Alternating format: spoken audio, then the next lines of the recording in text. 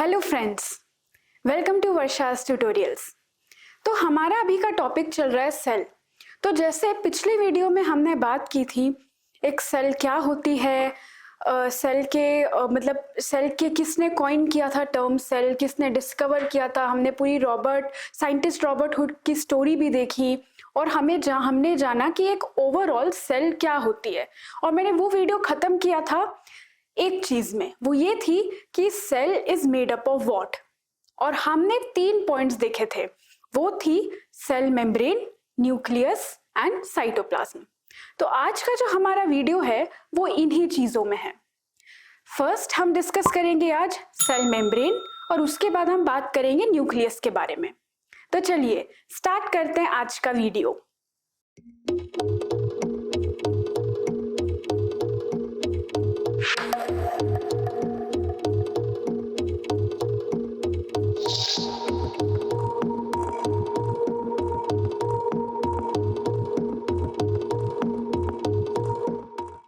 सबसे पहले हम बात करते हैं कि सेल का सबसे पहला कंपोनेंट जो कि है सेल मेम्ब्रेन।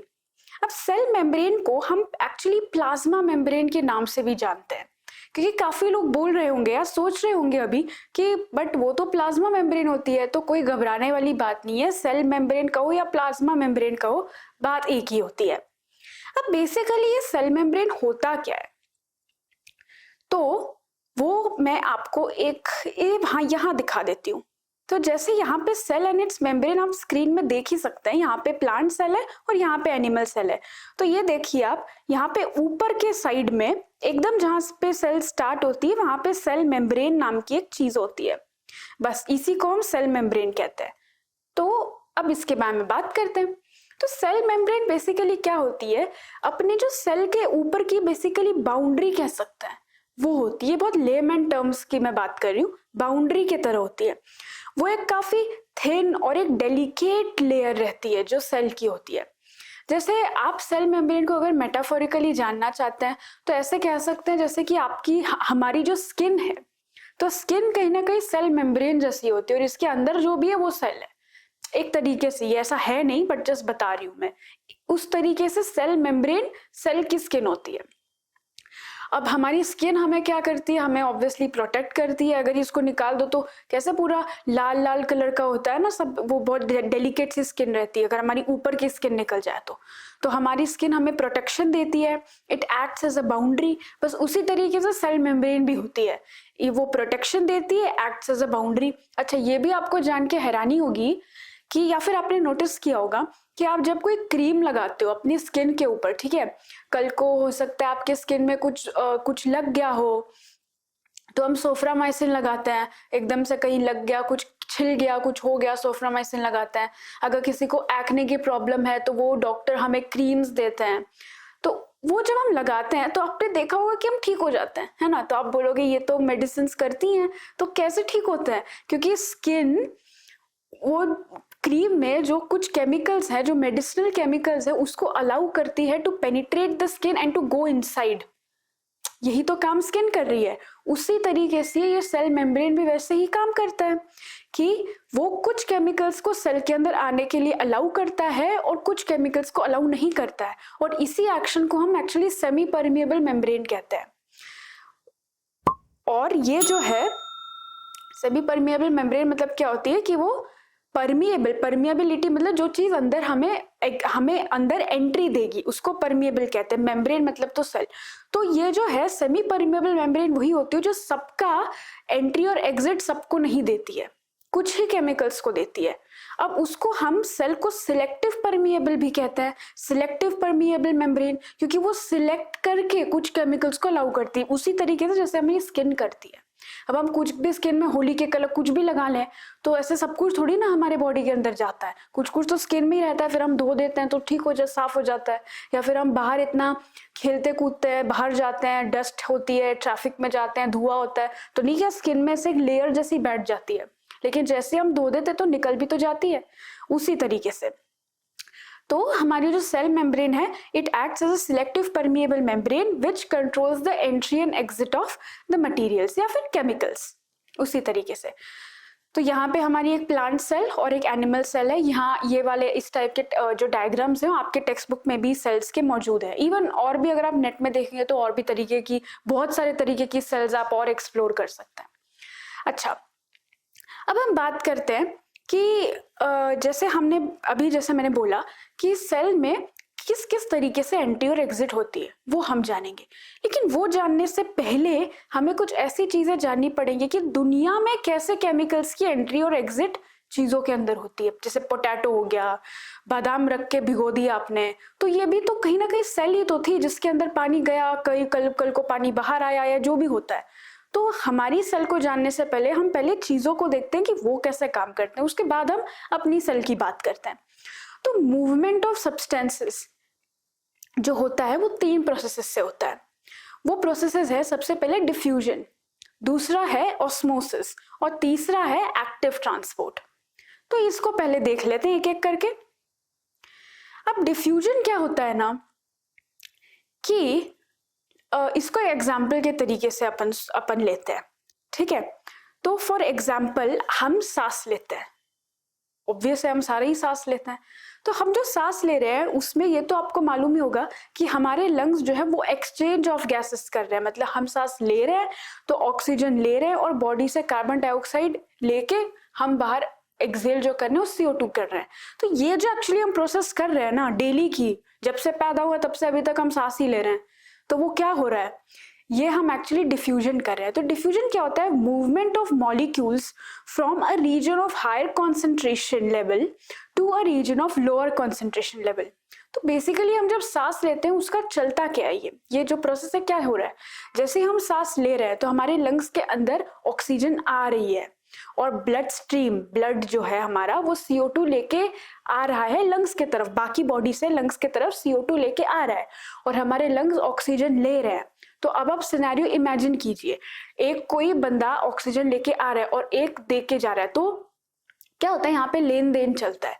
कैसे, क्योंकि हमारे बॉडी के अंदर CO2 जो आ रहा है उसमें ऑक्सीजन की कमी है तो CO2 दे दिया बाहर, क्योंकि बाहर जो लंग्स है हमारे पास वो O2 ले रहे हैं, CO2 नहीं ले रहे हैं वो, तो उनके पास चला जाएगा सेल्स के पास, मतलब जो ब्लड है हमारे पास उसमें चला जाएगा ऑक्सीजन और वापस हमारे जो लंग्स है उसमें भर जाएगा CO2, क्योंकि लो कॉन्सेंट्रेशन था। फिर वापस हम जब एक्सेल करते हैं तो CO2 एक्सेल करते हैं। बस उसी ये जो है प्रोसेस, इसी को डिफ्यूजन कहते हैं। तो इसका ये एग्जाम्पल था, the exchange of gases like oxygen and CO2 and obviously it is a very spontaneous movement. हम जब भी कभी हम बहुत जल्दी सांस लेते हैं, हम जब थक जाते हैं या भाग के आते हैं, या कभी कभी हम जब बहुत आराम से बैठे हैं तो हम बहुत लो सांस लेते हैं। तो अपनी ब्रीदिंग को ऑब्जर्व करना, स्पॉन्टेनियसली डायनेमिकली हम चेंज करते हैं और इतने डायनेमिक चेंजेस के बावजूद भी ये डिफ्यूजन प्रोसेस कभी नहीं रुकता। तो बस वैसा ही है, यहाँ एक जगह पे किसी एक चीज का बहुत हाई कॉन्सेंट्रेशन है, दूसरे बाहर के वातावरण में कॉन्सेंट्रेशन लो है। तो जैसे ही कॉन्सेंट्रेशन बाहर लो होगा तो जहां बहुत ज्यादा हाई कॉन्सेंट्रेशन है वो वहां का सब्सटेंस लो जगह पे आ जाएगा, अपने आप समझाता है कि यहाँ पे लो है, मैग्नेट के तरफ। अब ये था पहला प्रोसेस। दूसरा प्रोसेस होता है ऑस्मोसिस। तो ऑस्मोसिस भी ऐसा ही रहता है, सेम रहता है, the movement of molecules from high concentration level to low concentration level.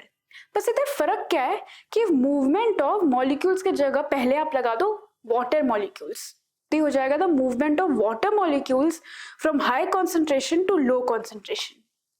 और ये भी जो होता है ये थ्रू हमारी सिलेक्टिव या फिर सेमी परमिएबल मेम्ब्रेन के थ्रू ही होता है। अब यहाँ पे आप स्क्रीन पे देख भी सकते हैं, मैंने एक यहाँ पे इमेज मैंने डाली है, वो यही है कि लो कॉन्सेंट्रेशन ऑफ वाटर अंदर के साइड है और बाहर बहुत हाई कॉन्सेंट्रेशन ऑफ वाटर है। तो जो हाई कॉन्सेंट्रेशन ऑफ वाटर है वो लो कॉन्सेंट्रेशन की तरफ जाएगा, ये वही है। अब जैसे कि इसके बारे में और हम डिटेल में बात करेंगे, यहाँ पे बस एक शॉर्ट में मैं बता रही हूँ। तो ये जो है ये 3 तरीके भी ऑस्मोसिस के, ये जो आपको इमेज में दिख रहा है, पर बस एक छोटा सा एग्जांपल मैं देना चाहती हूँ ताकि आप बोर ना हो जाए। तो एग्जांपल ये है कि जैसे हमारे मॉम डैड या फिर और भी बुजुर्ग लोग जो है वो हमेशा में ये बोलते हैं कि बादाम रात को भिगो के खाओ, सुबह जो है बादाम रात को भिगो दो और फिर खाओ। तो ये कभी अगर आपने किया होगा ऐसा, या फिर आपने अपनी मम्मी को ऑब्जर्व करते हुए देखा कि भाई हाँ वो रात को बादाम भिगा दिया और सुबह जैसे ही बादाम को देखा तो बादाम एकदम फूल जाता है ना, बड़ा क्यूट सा फूला हुआ बादाम सा दिखता है आपको। तो वो क्यों होता है? ये कहीं ना कहीं ऑस्मोसिस के कारण होता है, क्योंकि बादाम जो था उसमें पानी नहीं था, आपने पूरे के पूरे पानी के ग्लास में ही बादाम को भिगा दिया है, तो बादाम में पानी नहीं है, बाहर पानी है, तो पानी हाई कॉन्सेंट्रेशन था ग्लास में और वही लो कॉन्सेंट्रेशन की तरफ चला गया जो कि बादाम था, बादाम के अंदर पानी नहीं था तो पानी घुस गया। बस इसी को ऑस्मोसिस कहते हैं, यही पूरी थ्योरी ऑस्मोसिस की है और कुछ भी नहीं है इसमें। अभी हम और डिटेल में जरा देखते हैं। अब तीसरा आ जाता है हमारा एक्टिव ट्रांसपोर्ट। अब एक्टिव ट्रांसपोर्ट बेसिकली क्या है ना, कि जैसे apart from your gaseous substances जैसे कि या गैसियस केमिकल्स जैसे ऑक्सीजन, कार्बन डाइऑक्साइड, इनके अलावा बाकी किसी केमिकल को अगर सेल के अंदर आना है या सेल के बाहर जाना है तो उसको एनर्जी चाहिए रहेगी, energy in the form of ATP. तो एटीपी चाहिए रहेगी सेल के अंदर या बाहर आने के लिए। कुछ सब्सटेंसेस जैसे क्या, कौन से सब्सटेंसेस को एटीपी चाहिए? बहुत सारे होते हैं। जैसे कि एक छोटा एग्जांपल मैं दूं, आप जैसे हम जो अभी दवाइयां लेते हैं, ठीक है, तो दवाइयां जब लेते हैं तो दवाइयां अंदर जाके ब्रेक डाउन होती है छोटी छोटी केमिकल्स में, और जिस भी जहां पे भी आपको लगी है, जैसे सोफ्रामाइसिन लगा लिया आपने और कहीं पे भी आपको लगी है तो सेल भी तो डैमेज होता है ना। अब ये सब जो स्किन है वो सेल से ही बनती है, तो सेल भी यहाँ पे डैमेज हो गया हमारा। तो फिर क्या होता है, सोफ्रामाइसिन सबसे पहले तो ब्रेक डाउन होता है छोटे छोटे केमिकल्स में, बहुत छोटे, इतने छोटे कि आपको ही नहीं दिखेंगे, बहुत छोटे केमिकल्स में ब्रेक डाउन होता है, और जहां पे भी सेल को रिक्वायरमेंट है वो जाता है उसके अंदर, सेल के अंदर। तो यहाँ पे एटीपी का यूज करते हैं, तब जाके वो सेल के अंदर आ सकता है या ना आ सकता है। इस तरीके से जैसे पास होता है ना हमारा, कहीं पे कुछ जाना है तो पास दिखाना पड़ता है काफी जगह कि भाई हाँ यहाँ पे जाना है, वहां पे जाना है, बस उसी तरीके से। तो जब भी कोई मटेरियल एनर्जी का इस्तेमाल करते हैं for entry and exit from the cell, that is known as active transfer. मतलब एक्टिव मतलब एनर्जी का इस्तेमाल हो रहा है एक्टिवली, उस तरीके से। तो ये ऐसा बोला गया है। चलिए, तो यहां तक तो हमने देख लिया कि हमारी जो ये है, जो अपना प्रोसेस है, जो मूवमेंट ऑफ सब्सटेंसेस है, वो किस तरीके से होता है। अब हम आगे देखते हैं कंपोजिशन ऑफ सेल मेम्ब्रेन क्या है, मतलब सेल मेम्ब्रेन किससे बनी होती, क्या होती क्या ये सेल मेम्ब्रेन, है ना। तो यहाँ पे जैसे आप अगेन स्क्रीन में देख सकते हैं, ये मैंने साइड में ना जहाँ लैपटॉप है वहां पे मैंने ऐसे एक स्ट्रक्चर यहाँ पे डाला है, बड़ा ऐसा बबल जैसा स्ट्रक्चर है, ब्लू कलर का। यहाँ पे एक चैनल प्रोटीन करके और बहुत सारी चीजों का नाम लिखा है, इतना डिटेल में नहीं जाना है हमें, हम बस वो जो रेड कलर का स्ट्रक्चर है ना उसमें फोकस करते हैं। तो ये जो लाल लाल कलर का आपको स्ट्रक्चर दिख रहा है, बस यही होती है अपनी सेल मेम्ब्रेन। अब ये दो तरीके से होती है, जैसे आप देख सकते हैं इमेज में, यहाँ वापस एक ऊपर भी लाल लाल है और नीचे भी लाल लाल है और बीच में yellow yellow noodle type structure है। अब जैसे आप देखोगे ऊपर लाल है, नीचे लाल है, बीच में नूडल जैसा, तो ये सैंडविच जैसा स्ट्रक्चर रहता है। ये 2 लेयर का स्ट्रक्चर रहता है, इसलिए हम इसको बाय लेयर्ड प्रोटीन भी कहते हैं। 2 लेयर का स्ट्रक्चर रहता है। एंड ये जो है ना स्ट्रक्चर जो है ऊपर का, ये हाइड्रोफोबिक इन नेचर रहता है, मतलब कि वाटर में इनसोल्यूबल रहता है ये। तो प्रोटीन भी आप अगर देखोगे तो प्रोटीन भी वाटर में सोल्यूबल कहाँ रहता है, और ये प्रोटीन से मिलके बना रहता है, तो ये इनसोल्यूबल इन वाटर है। तब जो भी चीज वाटर में घुलती नहीं है उसको पानी से डर लगता है, तो इसलिए वो हाइड्रोफोबिक होता है। तो अब ये जो सेल मेम्ब्रेन है यहाँ पे जो हम देख रहे हैं, उसका फंक्शन क्या है? उसका फंक्शन सबसे पहले तो ये है to provide protection to the cell.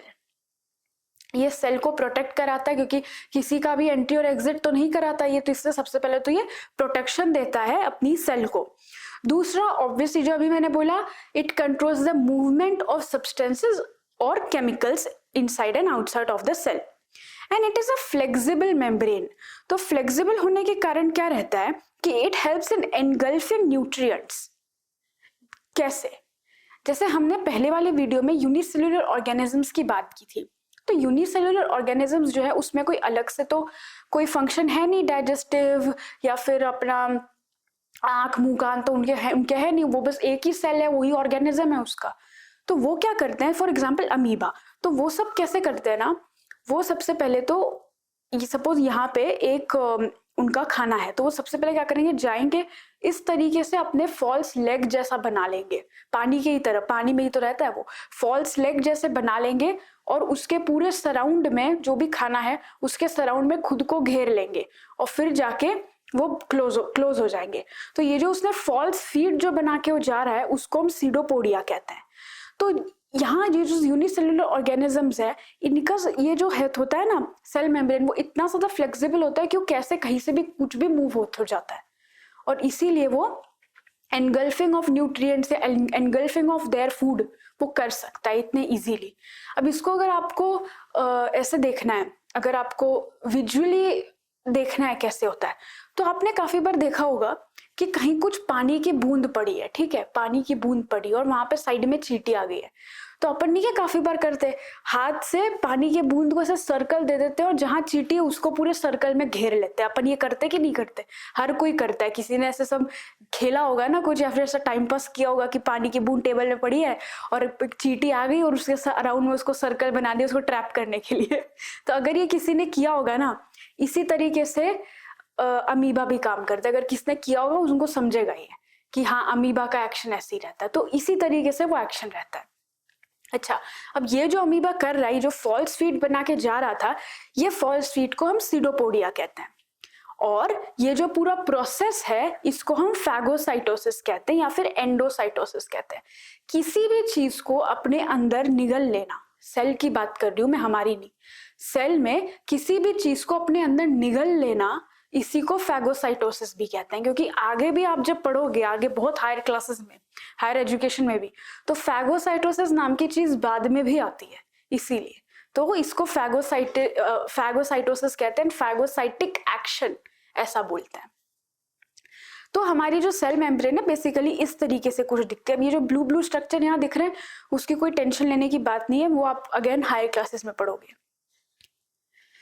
अब हम बात करते हैं कि behaviour of cell in different types of solution, मतलब अलग अलग सोल्यूशन रखे तो किस तरीके से हमारी सेल बिहेव करेगी। तो सबसे पहले आ जाता है हमारा हाइपोटोनिक सोल्यूशन। अभी जो मैंने आपको बादाम का एग्जांपल दिया था ना, वो यहाँ पे आएगा। तो कैसे होता है कि any external solution that has a low solute concentration and high water concentration, all cells placed in hypotonic solution will swell। तो बेसिकली यहाँ पे क्या रहता है ना, इतना कुछ आपको ये देखने की जरूरत नहीं है, मैं बताती हूँ सिंपल इसमें। तो क्या है कि आप जैसे ही बादाम को पानी में डाल दोगे और रख दोगे उसको कुछ टाइम के लिए, हम तो ओवरनाइट रख देते हैं और बोलते हैं सुबह बादाम खाएंगे, तो आप क्या देखते हो, आप ये नोटिस करते हो ना, बादाम या किशमिश किसी को भी रख दिया कि वो फूल गए, वो स्वेल हो जाते हैं। तो वो क्यों होता है? वो इसलिए होता है क्योंकि अपना जो एक्सटर्नल सोल्यूशन है वो लो सोल्यूट जो है, जिसमें पानी कम था, उसके तरफ जाता है एंड इसलिए वो चीजों को स्वेलअप करा देता है। यही था हाइपोटोनिक सोल्यूशन। अब नेक्स्ट है हमारा हाइपरटोनिक सोल्यूशन। अब हाइपरटोनिक सोल्यूशन क्या है? हाइपरटोनिक इसका उल्टा है।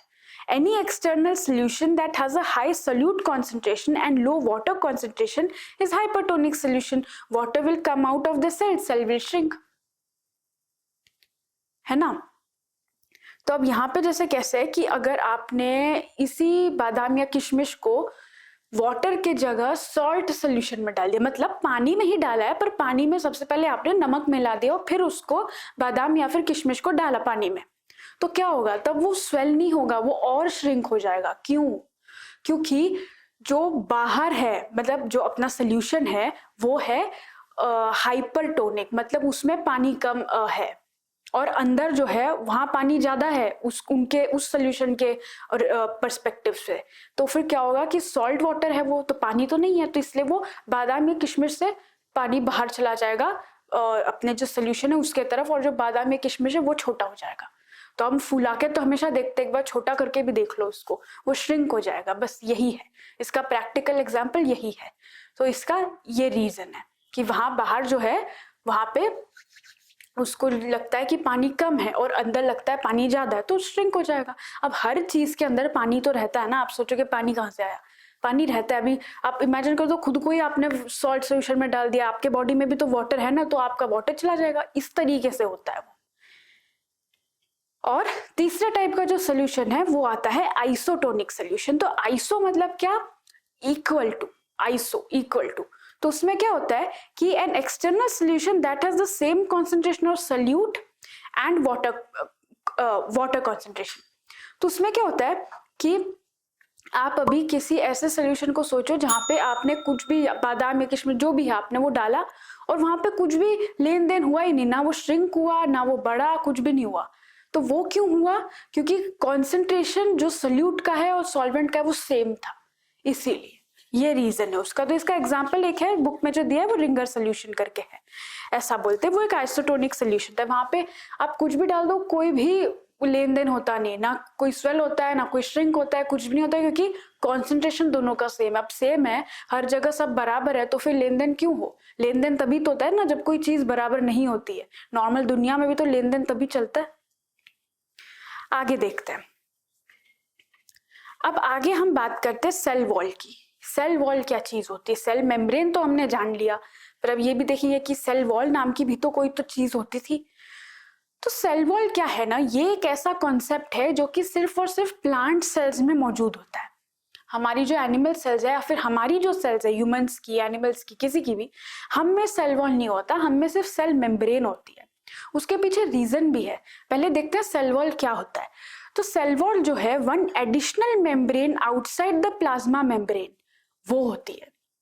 मतलब पहली एज आ जाती है प्लाज्मा मेम्ब्रेन और उसके ऊपर एक और मेम्ब्रेन रहती है जिसको हम सेल वॉल कहते हैं, ठीक है। और इस जिसको हम सेल वॉल कहते हैं, ये सिर्फ प्लांट सेल में होती है। It is a non living membrane made up of complex organic compounds like cellulose and give structure to plants. तो यहीं पे मैं बताना चाहती थी आपको कि हम में क्यों नहीं होती। वो इसलिए नहीं होती क्योंकि हमारे पास सेल मेम्ब्रेन जो है बड़ी फ्लेक्सिबल है। हमारी सारी फ्लेक्सिबल मेम्ब्रेन विद सेल जो भी है वो सब टिश्यू बनाती है। टिश्यूज जो है वो ऑर्गन्स बनाते हैं, ऑर्गन्स जो है वो ऑर्गेनिज्म बनाते हैं, ऑर्गेनिज्म से बोन्स आते हैं, सारा स्ट्रक्चर ढांचा खड़ा रहता है, फिर जाके एक पूरा ऑर्गेनिज्म बनता है, फिर जाके पूरा एक एनिमल बनता है। तो हमें तो स्ट्रक्चर ऑलरेडी अच्छे से मौजूद है ना, बोन्स वोन्स इतनी सारी चीजें हमारे और लेयर पे लेयर पे लेयर डली हुई है, तो हम तो इतने अच्छे स्ट्रक्चर वाइज हैं ही।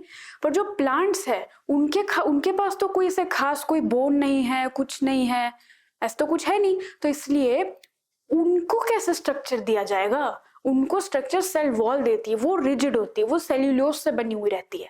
तो वो हमारे सेल के ऊपर ही मौजूद रहती है कि उनकी सेल बहुत ज्यादा ऐसे फ्लेक्सिबल, ऐसा वैसी कहीं भी मुड़ जाए ऐसी नहीं होती, क्योंकि उसके ऊपर सेल वॉल होती है। तो वो उसको काफी एक रिजिड स्ट्रक्चर देती है, एक स्थिर शरीर कहते हैं ना, वो देती है सेल वॉल अपनी प्लांट को। और ये जो है ये बहुत ही कॉम्प्लेक्स कंपाउंड वगैरह से बनी रहती है। तो अब हम इसके फंक्शंस देख लेते हैं कि जो सेल वॉल है इसके फंक्शंस क्या होते हैं। तो सबसे पहले तो it provides rigidity and strength to cell. जैसे मैंने अभी कुछ देर पहले बोला कि उनका कुछ खुद का स्ट्रक्चर ऐसा नहीं रहता, तो एक सेल वॉल के कारण ही प्लांट्स को उनका निर्धारित स्ट्रक्चर मिलता है। अब दूसरा तीसरा पॉइंट बहुत इंपॉर्टेंट है। दूसरा ये है कि अगर कल को किसी भी वजह से प्लांट की सेल स्वेल हुई, किसी भी वजह से, या तो प्लांट पानी में डूब गया या कुछ भी उसमें पानी बहुत पड़ गया, बहुत बारिश हो गई, या किसी भी कारणवश अगर कल को सेल जो है प्लांट की वो स्वेल हो जाती है, तो सेल वॉल जो है वो एक काउंटर प्रेशर एक्सर्ट करती है सेल मेम्ब्रेन के ऊपर या फिर सेल के ऊपर। तो एग्जैक्टली अगर ये पॉइंट समझा नहीं है तो बेसिकली कैसे है कि सेल वॉल एक रिजिड स्ट्रक्चर होता है। तो अपना ये वाला जो हाथ है इसको आप समझ लीजिए ये सेल वॉल है, रिजिड स्ट्रक्चर है, इसको थोड़ा सा मजबूत रखिए यहाँ पे, ठीक है। और ये जो है ये आपकी सेल है, ये वाला हाथ या मेम्ब्रेन या जो भी कहो। तो कल को अगर सेल स्वेल हो जाती है यानी फूल जाती है तो क्या होता है, वो बड़ी हो जाती है, तो सेल जो है यहाँ पे इस तरीके से प्रेशर मारेगी। तो अभी अगर सेल वॉल नहीं होता, ये प्रेशर आप जरा मार के देखो, हाँ, अगर कोई भी सेल वॉल नहीं रहती तो ये तो बाहर चला जाता, पर अभी सेल वॉल है तो ये जो सेल वॉल है यहाँ पे काउंटर प्रेशर इस तरीके से अपोजिट प्रेशर यहाँ पे मारेगी। तो उससे क्या रहेगा, ये जो सेल है यहाँ पे प्रेशर मार रही है और ये वापस इधर प्रेशर मारा है, तो उस चक्कर में जो सेल है उसके कंपोनेंट स्वेल होने के चक्कर में बाहर नहीं आएंगे, कुछ होगा ही नहीं, क्योंकि यहाँ पे सेल वॉल है ना उसको काउंटर या धक्का देने के लिए। तो काउंटर प्रेशर यही होता है, यहाँ से प्रेशर है उसको ही प्रेशर यहाँ पे ना आए तो हम इस तरीके से धक्का देते हैं, बस वही है काउंटर प्रेशर। ये पूरा फंडा काउंटर प्रेशर का था। तो यही काम करता है सेल वॉल। अगर स्वेल हो जाता है कल को तो सेल वॉल जो है वो काउंटर प्रेशर देगा, जिसके कारण उसके जो भी कंपोनेंट्स है जो भी है बहुत ज्यादा बाहर नहीं आएंगे या कुछ होगा नहीं सेल को, and it will still be in proper shape. अब थर्ड जो आता है वो ये आता है कि अगर इसका उल्टा हो गया, पहले था इफ सेल स्वेल्स, अब यहाँ पे if cell loses water and shrinks, यानी अगर वो सिकुड़ जाती है तो क्या होगा। सिकुड़ जाती है तो भी जो है सेल वॉल उसको प्रोटेक्शन देगी। अच्छा, सबसे पहले तो प्लांट सेल ने अगर वाटर लूज कर दिया और वो सिकुड़ गई तो उसको सबसे पहले तो प्लाज्मोलिसिस नाम बोला जाता है, इस प्रोसेस को प्लाज्मोलिसिस कहते हैं। और अगर क्या ऐसा कल को हुआ तो अगेन उसके लिए सेल वॉल तो है ना, वो सिकुड़ भी जाएगी तो भी अपना स्ट्रक्चर इतना तो नहीं लूज करेगी जितना एक किशमिश जैसे लूज कर देता है, इतना तो नहीं करेगी, थोड़ा ही करेगी बस। इसीलिए सेल वॉल का काम इंपॉर्टेंट होता है प्लांट्स में। एकदम जैसे बोन्स हमारे लिए हमारी प्रोटेक्शन करते हैं, हमें स्ट्रक्चर देते हैं, उसी तरीके से सेल वॉल यहाँ पे प्लांट्स के लिए करता है। अब इसके बाद भी अगर किसी को डाउट आ गया कि भाई नहीं फिर भी हमें सेल मेम्ब्रेन या सेल वॉल में डिफरेंस एग्जैक्टली समझ में नहीं आ रहा है, तो सबसे पहले तो डिफरेंस यही है कि जो सेल वॉल है, वॉल हमारे अंदर कोई वॉल और शॉल नहीं होती, सेल मेम्ब्रेन होती है हमारे अंदर, मेम्ब्रेन वाली चीजें होती है, वॉल नहीं होती। तो जो वॉल वाली जितनी भी चीजें प्लांट्स में मौजूद रहती है क्योंकि इनमें बोन्स होते नहीं है। तो सबसे पहले तो डिफरेंस यही है, आ तो गया आपको कि सेल वॉल जो है वो प्लांट्स में रहती है, सेल मेम्ब्रेन जो है वो एनिमल्स में रहती है। तो सबसे पहले तो यही डिफरेंस हो जाएगा। अब दूसरा क्या आएगा, सेल मेम्ब्रेन जो है वो जो है बहुत ही थिन, डेलिकेट और फ्लेक्सिबल मेम्ब्रेन रहती है। अगर हम एक्चुअली सेल इतनी बड़ी रहती है सेल को पकड़ पाते ना तो बड़ी फ्लेक्सिबल जेली टाइप क्यूट सा स्ट्रक्चर होता है वो सेल का। तो इसीलिए जबकि उसमें भी मेम्ब्रेन है, एक थिन सी मेम्ब्रेन की लेयर होती है, स्किन जैसी बाउंड्री तो होती है सबकी, हर चीज की। तो उसी तरीके से सेल की जो बाउंड्री होती है बड़ी थिन, डेलिकेट और फ्लेक्सिबल मेम्ब्रेन होती है, वो सेल मेम्ब्रेन होती है। जबकि सेल वॉल जो है थिक होती है, रिजिड मेम्ब्रेन होती है, इतने जल्दी मूव नहीं करने देती किसी को, स्थिर खड़े रहो, उस तरीके से सेल वॉल होती है। दूसरा अपना जो अपनी सेल मेम्ब्रेन है वो एक लिविंग मेम्ब्रेन है क्योंकि उसके अंदर एक्टिव ट्रांसपोर्ट हो सकता है, अलग अलग तरीके के मूवमेंट्स ऑफ सब्सटेंसेस हो सकते हैं। तो वैसे ही ये जो है एक लिविंग मेम्ब्रेन है। अच्छा, ऑक्सीजन का भी तो लेना देना चलता है, तो ये सब है। और ऊपर से सेमी परमिएबल मेम्ब्रेन है, यानी कि जो सिलेक्टिव सेमी परमिएबल मेम्ब्रेन कहते हैं, हर किसी को एंट्री नहीं देती है। तो जो मैंने एसपीएम यहाँ पे लिखा है वो सिलेक्टिव परमिएबल मेम्ब्रेन की, लेकिन आपको एसपीएम नहीं लिखना है, आपको पूरा लिखना है सिलेक्टिव परमिएबल मेम्ब्रेन। इसका शॉर्टकट मालूम नहीं रहता लोगों को, काफी लोगों को। अच्छा, तीसरा आ जाता है it is a non living membrane. Cell wall जो है it is a non living membrane and fully permeable, इसमें हर कोई आ जा सकता है उस तरीके से। एंड चौथा पॉइंट आ जाता है सेल मेम्ब्रेन का कि cell membrane give support and control the movement of substances. ये थर्ड पॉइंट की तरह ही है, तो उसको बस तोड़ के लिखना रहता है हमें एग्जाम में, और कुछ नहीं, पॉइंट एक ही रहता है बस। और चौथा क्या है सेल वॉल के लिए कि it give structural strength to the plant cell. बस इतना ही मेजर डिफरेंस है। तो कुछ नहीं, हमारे सेल में सेल मेम्ब्रेन होती है, पर प्लांट सेल में सेल मेम्ब्रेन भी होती है और सेल वॉल भी मौजूद रहती है उसके ऊपर ही। बस आप ऐसा भी समझ लो जैसे कि लेट से हमारे जो मिट्टी के घर बनते हैं, मिट्टी के घर जो अच्छे खासे बनते हैं वो भी बड़े स्ट्रांग रहते हैं, ऐसी बात नहीं है। तो मिट्टी का घर, पर ऐसे कह दो कि भाई हाँ ऐसे नॉर्मल मिट्टी का ऐसा घर बना है या मिट्टी की कोई दीवार बनी है, तो वो हमारी सेल मेम्ब्रेन। अब वो मिट्टी के घर भी है और उसके आगे ईंट भी लगा दो तुम, तो वो बन गई ईंट तुम्हारी सेल वॉल। बस उसी तरीके से, ये बस मैंने मेटाफोरिकली एग्जाम्पल दिया। अब कमेंट में मत बोल देना कि मिट्टी के घर और स्ट्रांग रहते हैं, मालूम है, ये बस एग्जाम्पल के लिए मैं बता रही हूँ। ये जो अपना सेल मेम्ब्रेन और उसकी जो पूरी कहानी थी ये उसकी थी। तो फ्रेंड्स ये था हमारा सेल मेम्ब्रेन। हमने आज बहुत सारी चीजें देखी सेल मेम्ब्रेन के बारे में। अब जैसे मैंने आपको कहा नेक्स्ट टॉपिक है हमारा न्यूक्लियस, तो हम नेक्स्ट टॉपिक हम वापस एक नया वीडियो लेके आएंगे और उसमें हम देखेंगे। बट मीनवाइल अगर आपको कुछ भी डाउट है, आपको कुछ भी आपने इंटरेस्टिंग फैक्ट देखा है, आपको उससे रिलेटेड कुछ डाउट है, टॉपिक में कुछ डाउट है, कहीं भी कुछ भी दिक्कत आ रही है, तो प्लीज कमेंट करके हमें बताइए। लेट अस नो आपको कहाँ पे प्रॉब्लम्स है, कहाँ पे डाउट्स है, and let us help you. तो ये था आज का वीडियो। एंड जैसे मैं हमेशा कहती हूँ keep learning, keep studying, happy learning.